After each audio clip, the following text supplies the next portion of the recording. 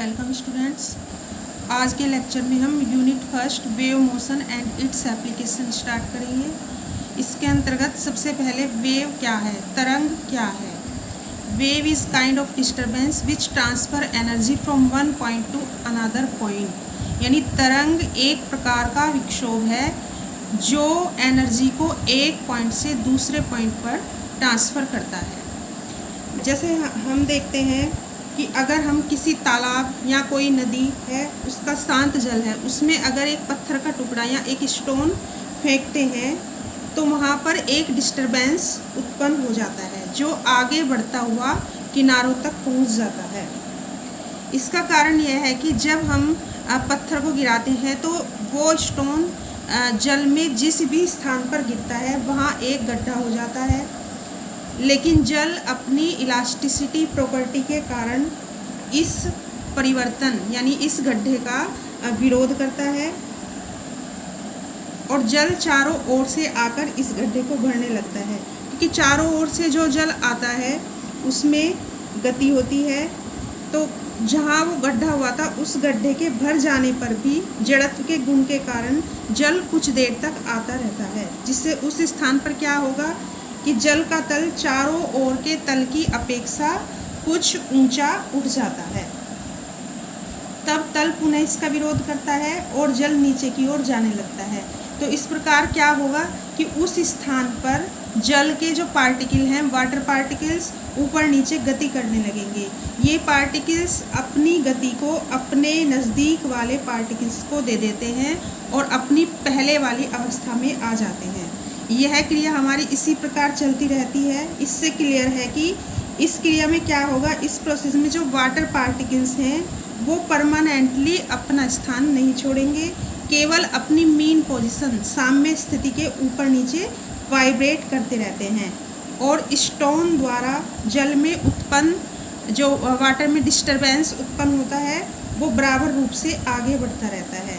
यानी स्टोन द्वारा जो एनर्जी वाटर पार्टिकल्स को दी जाती है वो बराबर आगे वाले पार्टिकल्स में ट्रांसफ़र होती रहती है। एक दूसरा एग्जाम्पल हम ऐसे समझा सकते हैं कि कोई रस्सी है, रस्सी का एक सिरा किसी हुक से बांध लिया और इसके दूसरे सिरे को हम हाथ से पकड़कर ऊपर नीचे अगर हिलाएं तो रस्सी में उस स्थान पर एक विक्षोभ उत्पन्न हो जाता है, जो क्या होगा कि रस्सी की पूरी लंबाई में होता हुआ रस्सी के दूसरे सिरे पर पहुंच जाता है, लेकिन रस्सी का प्रत्येक भाग अपने ही स्थान पर रहता है। Now in wave each particle of medium vibrates. तरंग में क्या होगा कि मीडियम का प्रत्येक पार्टिकल वाइब्रेट्स करता है। अब वेव मोशन की क्या कैरेक्टरिस्टिक्स हैं, तरंग गति की विशेषताएं। First, wave motion arises due to disturbance in the medium at any point। यानी जो वेव मोशन है वो मीडियम में किसी भी पॉइंट पर डिस्टरबेंस के कारण उत्पन्न होता है। Second, in medium due to wave motion disturbance travelled with constant speed. Wave motion के कारण मीडियम में जो डिस्टरबेंस है वो एक कांस्टेंट स्पीड से एक पार्टिकल से दूसरे पार्टिकल तक कांस्टेंट स्पीड से ट्रैवल करता है। Third, in wave motion particles of medium never moves with disturbance but oscillates its mean position। Wave motion में क्या होगा कि जो मीडियम के पार्टिकल्स हैं वो कभी भी डिस्टरबेंस के साथ मूव नहीं करेंगे, बल्कि मीन पोजीशन के ऊपर नीचे या इधर उधर ओसिलेट्स या वाइब्रेशन या कंपन करेंगे। Fourth, in wave motion kinetic energy of oscillations of particles of medium transfer from one place to another place. Wave motion में क्या होगा कि जो पार्टिकल्स के दोलनों की गतिज ऊर्जा है वो एक प्लेस से दूसरे प्लेस पर ट्रांसफ़र होती है। अब क्लासिफिकेशंस ऑफ वेव्स, तरंगों का वर्गीकरण कैसे किया जाता है। First, according to medium. सबसे पहले है कि माध्यम के अनुसार कैसे इसे हम क्लासिफाई करेंगे। तो मीडियम के अकॉर्डिंग हमारी दो प्रकार की वेव होंगी। फर्स्ट, मैकेनिकल और इलास्टिक वेव, यानी यांत्रिक तरंगे। तो mechanical waves are waves which propagate through a medium at a wave speed which depends on the elastic and inertial property of the medium.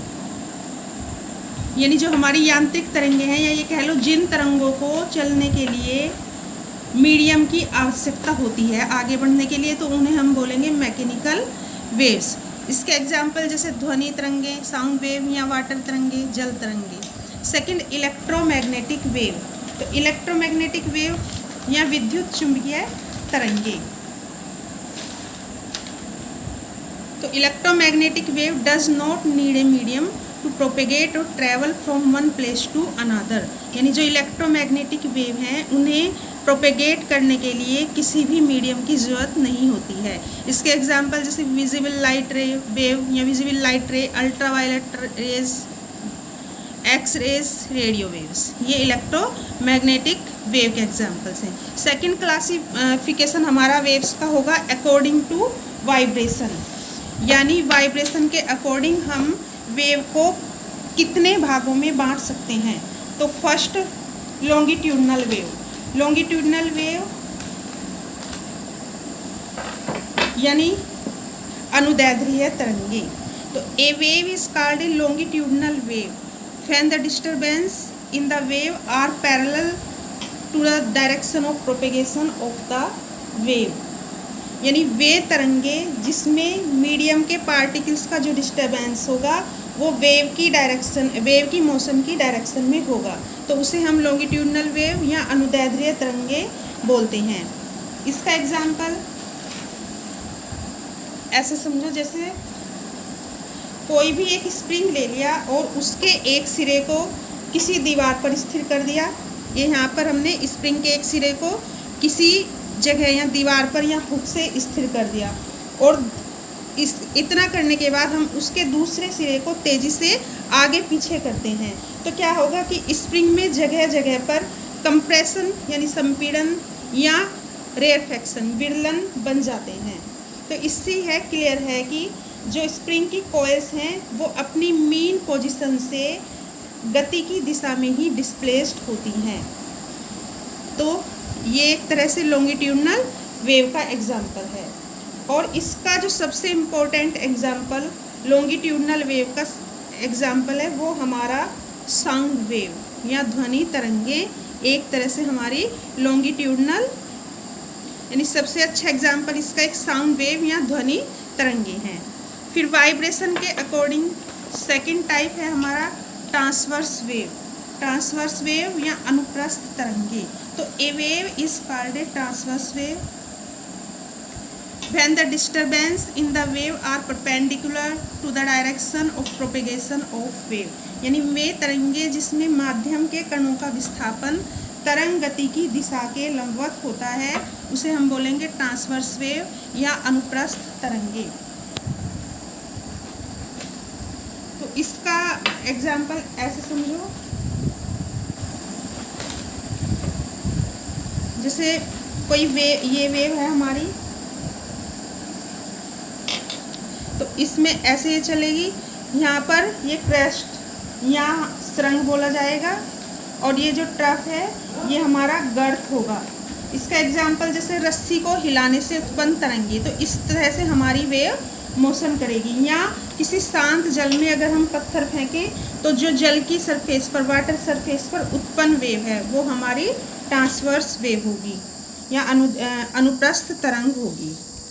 अब तरंग गति से संबंधित कुछ महत्वपूर्ण परिभाषाएं हैं, इम्पोर्टेंट डेफिनेशंस रिगार्डिंग वेव। तो ये समझ लो ये हमारी वेव है, ये टाइम, इस एक्सिस पर टाइम ले लिया और इधर हमारा डिस्प्लेसमेंट है। तो सबसे पहले है इसमें एम्पलीट्यूड या आयाम। तो आयाम क्या है? Maximum displacement of a medium particle from mean position is called amplitude. यानी जो माध्यम कण है हमारा, मीडियम पार्टिकल है, उसका साम्य स्थिति से जो अधिकतम विस्थापन है, मीन पोजीशन से मैक्सिमम डिस्प्लेसमेंट है, उसे हम एम्पलीट्यूड या आयाम कहते हैं। इसे ए से रिप्रेजेंट किया जाता है और इसकी एसआई यूनिट मीटर है। यानी ये हमारी मीन पोजीशन से मैक्सिमम डिस्प्लेसमेंट, ये कहलाएगा एम्पलीट्यूड ए। सेकंड, फ्रीक्वेंसी या आवर्ती। It is the number of oscillations completed by a medium particle in 1 second. यानी मीडियम के किसी पार्टिकल द्वारा 1 सेकंड में कंप्लीट किए गए कंपनों की जो संख्या है वो आवृत्ति कहलाएगी। इसे हम स्मॉल n से रिप्रेजेंट करते हैं। इसकी SI यूनिट पर सेकंड या हर्ट्स कहते हैं, या इसे HZ से भी डिनोट कर सकते हैं। थर्ड, टाइम पीरियड, आवर्तकाल। It is the time taken by a particle to complete one oscillations, यानी मीडियम के पार्टिकल्स द्वारा एक ऑसिलेशंस या एक वाइब्रेशन या एक कंपन करने में लगा समय आवर्तकाल कहलाता है। It is represented by capital T। इसकी SI यूनिट सेकंड होगी, यानी एक वाइब्रेशन हमारा ऐसे समझो कहाँ से कहाँ तक होगा, यहाँ तक हमारा एक कंप्लीट ऑसिलेशंस है। तो इस ऑसिलेशन या इस कंपन को पूरा करने में लगा टाइम पीरियड कहलाएगा। अब अगर हम रिलेशन देखें फ्रीक्वेंसी और टाइम पीरियड में, तो फ्रीक्वेंसी है 1 सेकंड में कंप्लीट किए गए कंपनों की संख्या, और टी है हमारा एक कंपन करने में लगा समय आवर्तकाल टी है। तो अगर इन दोनों में रिलेशन देखें तो n इंटू टी इक्वल्स 1 या n इक्वल्स 1/T। ये कैसा आएगा, इसे समझने के लिए थोड़ा सा, यानी 1 सेकंड में जो नंबर ऑफ वाइब्रेशंस हैं वो कहलाएगी फ्रीक्वेंसी n, या ये कह लो कि एक वाइब्रेशंस कंप्लीट करने में लगा टाइम पीरियड t कहलाएगा। और यहाँ पर 1 सेकंड में कितने किए गए कंपनों की संख्या है n, तो n वाइब्रेशंस कंप्लीट करने में लगा समय निकाल लो। तो n वाइब्रेशन कंप्लीट करने में लगा समय जब हम निकालेंगे इस तरह से, तो ये हमारा n इंटू टी इक्वल्स 1 आ जाएगा। या ऐसे कह लो कि 1 सेकंड में कंपनों की संख्या n, तो यहाँ से भी 1 सेकंड में कंपनों की संख्या निकाल लो, यानी एक वाइब्रेशन कंप्लीट करने में लगा टाइम t, या ये कह लो कि t सेकंड में नंबर ऑफ वाइब्रेशंस 1, तो 1 सेकंड में नंबर ऑफ वाइब्रेशंस होंगे हमारे 1/T। तो 1 सेकंड में नंबर ऑफ वाइब्रेशंस 1/T, और ये कहलाएगा हमारा 1 सेकंड में नंबर ऑफ वाइब्रेशंस इक्वल्स होगा फ्रीक्वेंसी के, या n इंटू टी इक्वल्स 1। तो ये हमारा फ्रीक्वेंसी और टाइम पीरियड में रिलेशन आ गया। इसके बाद है वेवलेंथ। वेवलेंथ या तरंग दैर्ध्य क्या है, तो distance travelled by A wave in one time period is called wavelength. एक टाइम पीरियड में वेव द्वारा चली गई जो दूरी है वो कहलाएगी तरंग दैर्ध्य। It is represented by lambda, और ये एक डिस्टेंस है तो इसकी यूनिट मीटर होगी। यानी एक टाइम पीरियड यहाँ से यहाँ तक, इतने टाइम पीरियड में वेव द्वारा चली गई डिस्टेंस ये होगी हमारी वेवलेंथ, तरंग दैर्ध्य लैम्डा। लास्ट, वेव वेलोसिटी, तरंग वेग। तो distance travelled by A wave in 1 second is called velocity. 1 second में तरंग द्वारा चली गई दूरी को हम वेलोसिटी बोलेंगे। इसको रिप्रेजेंट किया जाएगा v द्वारा। इसकी यूनिट, वेव वेलोसिटी की यूनिट मीटर पर सेकंड। तो अभी हमने बताया था कि अगर हम एक टाइम पीरियड में चली गई डिस्टेंस देखेंगे तो वो कहलाएगी वेवलेंथ, यानी t सेकंड में वेव जितनी डिस्टेंस ट्रेवल्ड करेगी वो इक्वल्स होगी वेवलेंथ लैम्डा के इक्वल। तो इस तरह से हम 1 सेकंड में चली गई डिस्टेंस निकाल लेंगे तो λ/T, और 1 सेकंड में चली गई डिस्टेंस कहलाएगी वेव वेलोसिटी। तो λ/T हमारा वेव वेलोसिटी के इक्वल हो गया। बट इससे पहले हमने बताया n और t के बीच रिलेशन, तो 1/T इक्वल्स होगा n के, तो यहाँ पर 1/T की जगह हम n पुट कर देंगे तो v equals n lambda. Thank you.